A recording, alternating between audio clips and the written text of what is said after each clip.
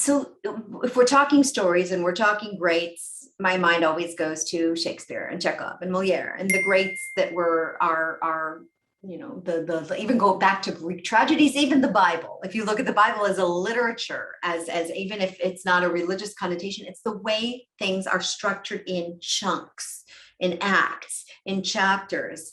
And that again is like the basic way of the base of our communication.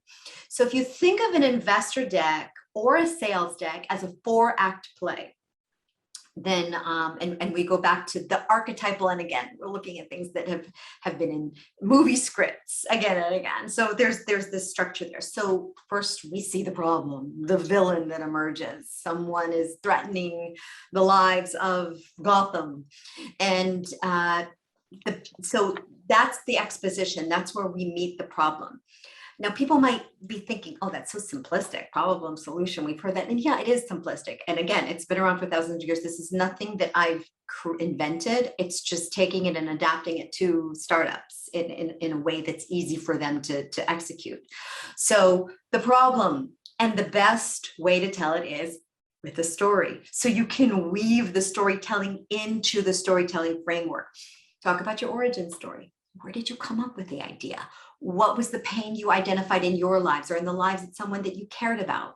I have a client who started his journey in creating a platform for diabetes management and a supplement that actually helps people lower their insulin because his father was diagnosed midlife with diabetes, and he saw this strong man who loved to eat and loved to celebrate life having all these limitations. And he said, I vow to find a cure or an alleviation for this. And it set him on a journey, and he's created an incredible company that's now acquiring other companies and really building something meaningful for chronic illnesses all over.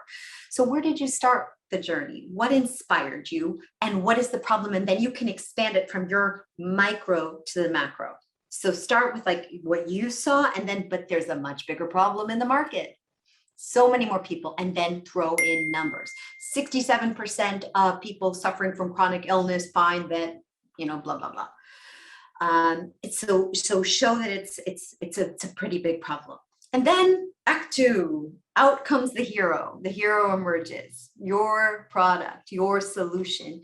Be able to explain that to us simply. Simple solution statement. We do X for Y by Z. As simple as that anyone could get, anyone could understand without all the buzzwords and everything around it. Peel that away. What is it that you're really doing?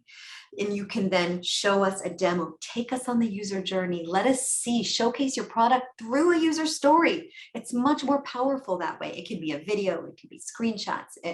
Use a real client if you can, because it's much more powerful. Even if you have to anonymize them, you're telling a true story of someone who adores you. And that's also getting points with investors because they'll probably want to talk to your clients anyway. Yeah. Act 3, the business. So the hero's plan. What is the hero going to do to succeed? So the numbers, the facts, the figures, the business model, the market, the go-to-market, the competitive landscape, that goes in there. And that's usually the bucket that people start off with, and they start throwing all this. Now, granted, you do want to show them there's a big market from the beginning, but you don't have to get so deep into it at the very beginning. And finally, the 4th act, which oftentimes people don't give enough power to. It's the where do we go from here? Now that the hero has succeeded, what will the future look like? Where are you going? What's your big vision? What will the company have shifted in the market when you are successful 3, 5, 8 years from now? What are the milestones that'll get you there? Additional markets. And then, of course, what do you need in order to make this vision happen? What's your ask? And that's the 4-act play: problem, solution, business, and moving forward. Wow. Yeah, very simple. For people that are maybe technically inclined, like these sort of technical founders that are now tasked with this, creating a story out of potentially like a bunch of user data from a product, and these people that maybe don't have the natural inclination for being able to create a story, how would you recommend being able to look at that data and extract the story from it? Unfortunately, I don't have a good answer for doing it yourself.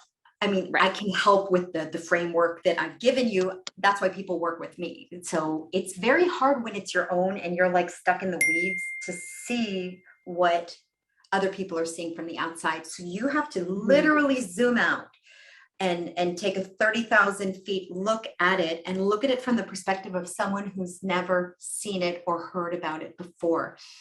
AI, ML, deep learning, all these other things, you know, these buzzwords aren't necessarily going to be what's impressing them. Go for what does it mean?